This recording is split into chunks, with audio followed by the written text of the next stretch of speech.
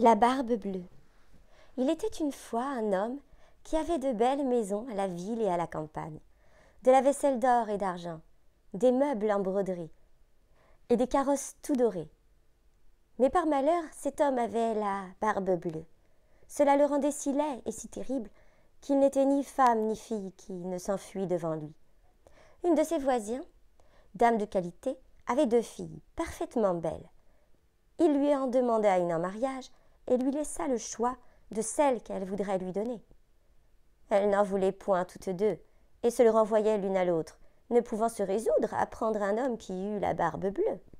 Ce qui les dégoûtait encore, c'est qu'il avait déjà épousé plusieurs femmes et qu'on ne savait ce que ces femmes étaient devenues.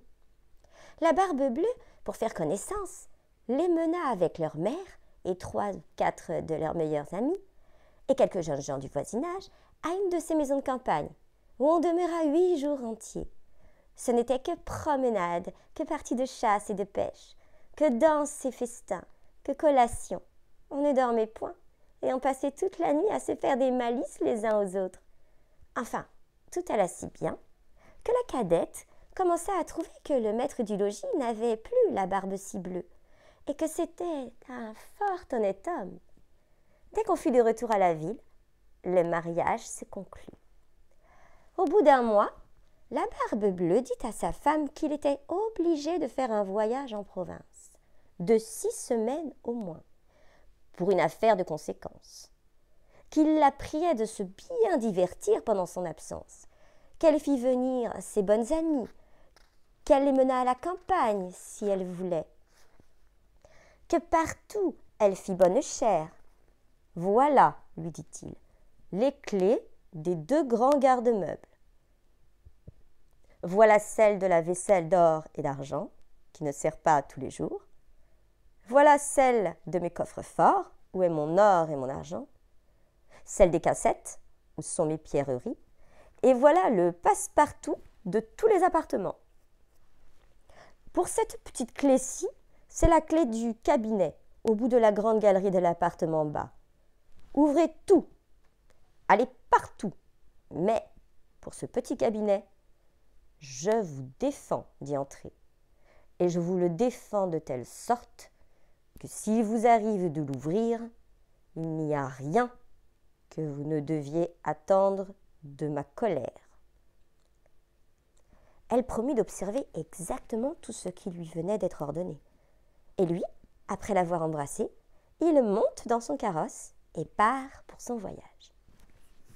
Les voisines et les bonnes amies n'attendirent pas qu'on les envoyât quérir pour aller chez la jeune mariée, tant elles avaient d'impatience de voir toutes les richesses de sa maison, n'ayant osé y venir pendant que le mari y était à cause de sa barbe bleue qui leur faisait peur. Les voilà aussitôt à parcourir les chambres, les cabinets, les garde-robes, toutes plus belles et plus riches les unes que les autres. Elles montèrent ensuite au garde-meuble, où elles ne pouvaient assez admirer le nombre et la beauté des tapisseries, des lits, des sofas, des cabinets, des guéridons, des tables et des miroirs. On le se voyait depuis les pieds jusqu'à la tête, et dont les bordures, les unes de glace, les autres d'argent et de vermeil doré, étaient les plus belles et les plus magnifiques qu'on eût jamais vues. Elles ne cessaient d'exagérer et d'envier le bonheur de leur amie, qui cependant ne se divertissait point à voir toutes ces richesses, à cause de l'impatience qu'elle avait d'aller ouvrir le cabinet de l'appartement bas. Elle fut si pressée de sa curiosité que, sans considérer qu'il était malhonnête de quitter sa compagnie, elle y descendit par un petit escalier dérobé, et avec tant de précipitation qu'elle pensa se rompre le cou 2 ou 3 fois. Étant arrivée à la porte du cabinet, elle s'y arrêta quelque temps, songeant à la défense que son mari lui avait faite, et considérant qu'il pourrait lui arriver malheur d'avoir été désobéissante. Mais la tentation était si forte qu'elle ne put la surmonter. Elle prit donc la petite clé et ouvrit en tremblant la porte du cabinet. D'abord, elle ne vit rien, parce que les fenêtres étaient fermées. Après quelques moments, elle commença à voir que le plancher avait été tout recouvert de sang caillé, que dans ce sang se miraient les corps de plusieurs femmes mortes et attachées le long des murs. C'étaient toutes les femmes que la Barbe Bleue avait épousées et qu'il avait égorgées l'une après l'autre. Elle pensa mourir de peur.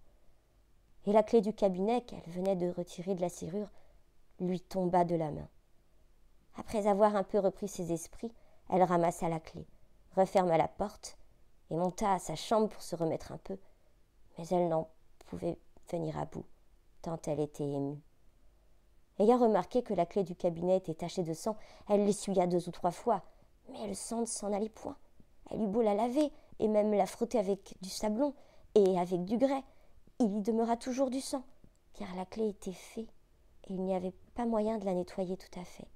Quand on ôtait le sang d'un côté, il revenait de l'autre. La Barbe Bleue revint de son voyage dès le soir même et dit qu'il avait reçu des lettres dans le chemin qui lui avaient appris que l'affaire pour laquelle il était parti venait d'être terminée à son avantage.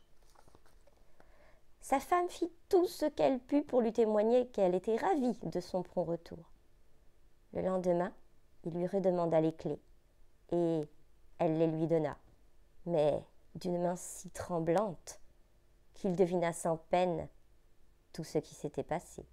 « D'où vient, lui dit-il, que la clé du cabinet n'est point avec les autres ? » « Il faut, dit-elle, que je l'ai laissée là-haut sur ma table. » « Ne manquez pas, dit la Barbe Bleue, de me la donner tantôt. » Après plusieurs remises, il fallut apporter la clé. La Barbe Bleue, l'ayant considérée, dit à sa femme : « Pourquoi y a-t-il du sang sur cette clé ? » ?»« Je n'en sais rien, répondit la pauvre femme, plus pâle que la mort. « Vous n'en savez rien, reprit la Barbe Bleue. Je le sais bien, moi. Vous avez voulu entrer dans le cabinet. Eh bien, madame, vous y entrerez et irez prendre votre place auprès des dames que vous y avez vues. » Elle se jeta aux pieds de son mari, en pleurant et en lui demandant pardon, avec toutes les marques d'un vrai repentir de n'avoir pas été obéissante. Elle aurait attendri un rocher, belle et affligée comme elle était. Mais la Barbe Bleue avait le cœur plus dur qu'un rocher. « Il faut mourir, madame, lui dit-il, et tout à l'heure. »« Puisqu'il faut mourir, répondit-elle, en le regardant les yeux baignés de larmes, donnez-moi un peu de temps pour prier Dieu. »« Je vous donne un demi-quart d'heure, reprit la Barbe Bleue, mais pas un moment davantage. Lorsqu'elle fut seule, elle appela sa sœur et lui dit : « Ma sœur Anne, car elle s'appelait ainsi, monte, je te prie, sur le haut de la tour pour voir si mes frères ne viennent point. Ils m'ont promis qu'ils me viendraient voir aujourd'hui. Et si tu les vois, fais-leur signe de se hâter. » La sœur Anne monta sur le haut de la tour et la pauvre affligée lui criait de temps en temps : « Anne, ma sœur Anne, ne vois-tu rien venir ? »